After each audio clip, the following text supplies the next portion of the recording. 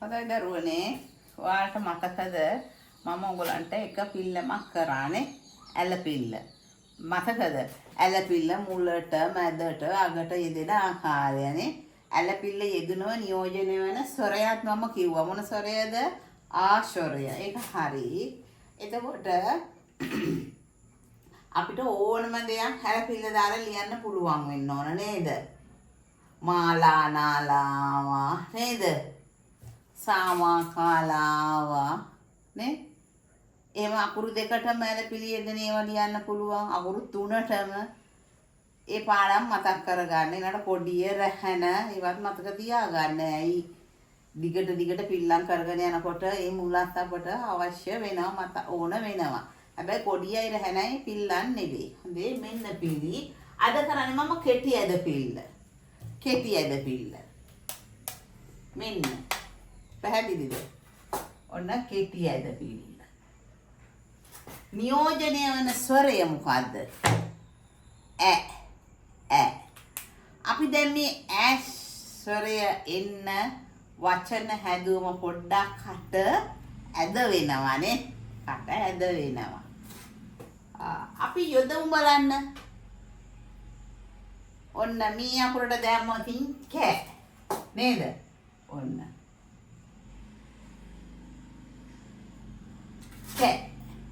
කෑ කට කැත වෙනවනේ ඔව් ඒක තමයි කෑ ඔන්න බලන්න ඊළඟට ගේ ඇයි શબ્දය ඇහෙනවද ඔව් කෑ ගේ ටෑ ඩෑ එහෙම කියනකොට ඒ ශබ්ද ඒ ස්වරය ඇහෙනවනේ හොඳයි එතකොට මට දැන් කියන්න අපි කෙටි ඇද පිල්ල යොදලා වචන ලියමු ඒක පුරුදු වෙන්නත් ඕනේ වැරදි තමයි හරියන්නේ ඒකෙදි බයක් වෙන්න දෙයක් නැහැ වැනෙන්නත් බෑ ඔන්න බලා ගන්න ඔන්න කෑන්නෙන් දාමු අපි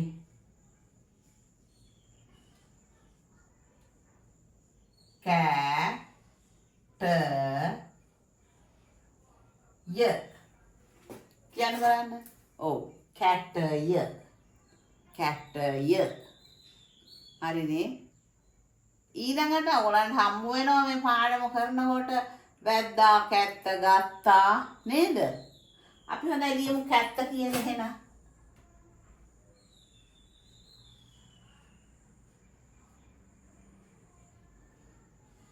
ඇයි අපි පොඩිය කරලා තියනවනේ ඔන්න කැත්ත කැත්ත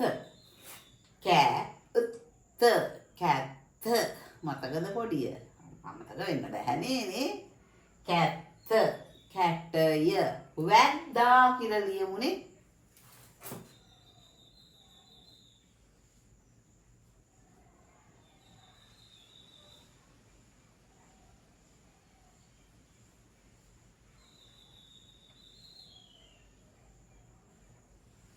වැද්දා ඔන්න දැන් කෙටියද පිල්ලක් තියෙනවා නේද කොඩියක් තියෙනවා මේ මොකද ඇලපිල්ලක් තියෙනවා වැද්දා හරිද මට මතකයි තියෙනවා ගයිඩ් එකේ වැද්දා කැත්ත ගත්තා අපි සම්පූර්ණයෙන් අපිට ඉතින් ලියන්නත් වෙන්න පුළුවන්. ඉතින් මේ වචන අසාලි වීමටත් දෙයි.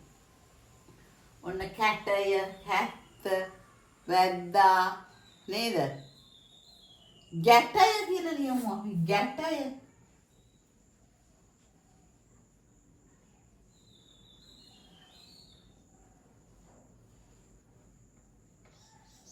හරි නේද? ගැටය. අපි එක වසරදී මේ ටික අකුරු දෙකේ වයින් හඳුන්වනවා.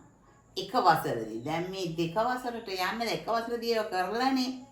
ඔයගොල්ලෝ හරියට කරා නම් හරියට ඒ දැනුම ලැබුණා නම් ඒ වචන ටික සම්පූර්ණයෙන් ඉවර වෙන්න ඕනේ. ඔන්න අකුරු දෙකේ වචන. මම මේක පටන් ගත්තේ නෑ. වැඩක් නෑනේ. ඉතින් දැන් දෙක වසරටනේ මම මේ කරන්නේ. වැව වැට වැල ඔය වගේ කොටසක් කරන්න ඕනේ. කරලා ඇති. දැන් මං කිව් විදියට ඔන්න බලන්න ආයෙත් අපි බලමු. කෙටි ඇද පිල්ල මෙන්න කෙටි ඇද පිල්ල. හරිනේ මෙන්න කෙටි ඇද පිල්ල. හරි දරුවනේ. නැරෙන්නත් බෑනේ කෙටි ඇද පිල්ල. ඊළඟ නියෝජනය වන ස්වරයක් නියෝජනය වෙනවා. මේ ඇද පිල්ල දැම්මම මේ ශබ්දය තමයි එන්නේ. ඇල පිල්ල දැම්මම ආවේ ආ. ඇද පිල්ල දැම්මම එන්නේ හරිනේ. ඔන්න මේව ලියා ගන්න. අම්මලට කියලා මේ වගේ රූල් පොත අරගෙන ලියලා එල්ල ගන්න. නැත්තම් ඉතින් පිළි ටික බැරි වුණොත් ඉතින් බෑ ගොඩක් වැඩ තියෙනවනේ. ඔන්න කැටය. දැන් එක්කෙනෙක් කියවන්න බලන්න. කැට හරි. කැට වැද්දා ගැටේ very good. අන්න එහෙම කියවන්න පුරුදු වෙන්න ඕන ඕගොල්ලෝ. මොකද මේ දින ටික හරි හොඳට කරන්න. නැති වුණොත් ඉතින් වැඩේ ඔක්කොම ඉවරයි. නේද? එක වසරේ තමයි අපි මෙන්න මේ ටික කරේ. මෙන්න ඇස, ඇන්න, ඇට, ඇද්ද. ඇඳ ඇස, ඇන්න, ඇඳ, ඇට අකුරු දෙකේවා.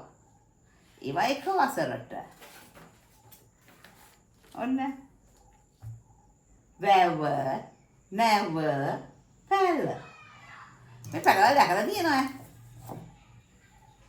එම හේන් වල තමයි ගොඩාක් තියෙන්නේ නේ. ඔන්න නැව. මේ කොහෙද යන්නේ?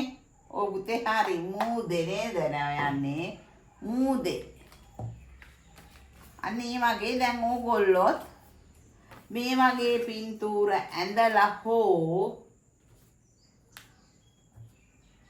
පොතේ පාට කරලා පින්තූර ඇඳලා පාට කරලා ලස්සනට තියාගන්න. නැතිව බැහැනේ කරන්න ඕනනේ අපි මේ වැඩේ. කැටය කියලා කැටයක් අඳිනවා. කැත්ත කියලා කැත්තක් අඳිනවා. වැද්දා කියලා ඔය නිකන් කැත්ත කෙනෙක් නේ වැද්දානේ. ලස්සන නෑ රජ කෙනෙක් නෙමෙයිනේ. ඒ විදිහට ඇඳලා ලියන්න. හරිද? ලස්සනට වචන මේ ශබ්දය පටන් ගන්න පුළුවන් නම් ශබ්දය තේරුම් කරගත්ත නම් දරුවනේ 100ට 200ක් ශබ්දයෙන් එන වචන කියන්න පුළුවන්. ශබ්දයෙන් එන වචන හොඳට කියන්න ලියන්න පුළුවන් වෙනවා. මේ තියෙන්නේ ඕන තරමක් වචන. ඇත්ත, ඇස්ස, ඇල්ල, හැලිය,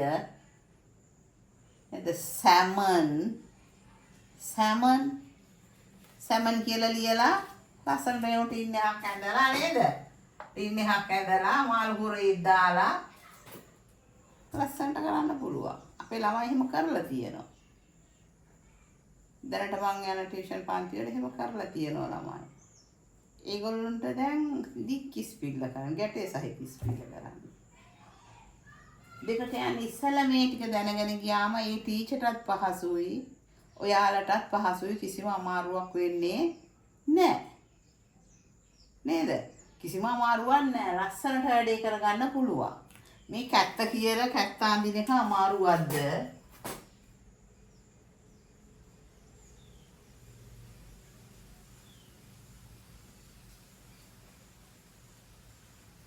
මෙහෙම අඳිනවා. අඳලා කැත්ත කියලා ලියනවා.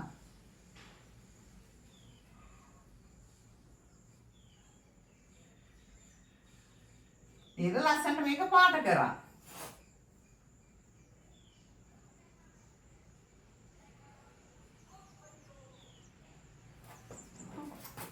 ඉතින් ඕක බලන්න 3-4 වසරට යනකම් ඔකේ පාඩම් ඉවර වෙනවා. මේ ෆයිල් එක දැම්මම ලස්සනට තියෙනවා. හොඳට වැඩේ කරන්න ඕනේ. හොඳට මේ ටික කරගත්තම ඕගොල්ලන්ට කිසිම අපහැදිලිකමක් වෙන්නේ නැහැ. අපහැදිලි නම් මගෙන් අහන්න. කොතනද මෙන්න මේ ස්වරය මට ටිකක් අපහැදිලි කියලා. දැන් මම හිතනවා 100%ක්ම ඇලපිල්ල නේද? ආස්වරය ඔයාලට හොඳට පැහැදිලි. ඈස්වරයත් අපහැදිලි වෙන්න විදියක් නැහැ. කෙටි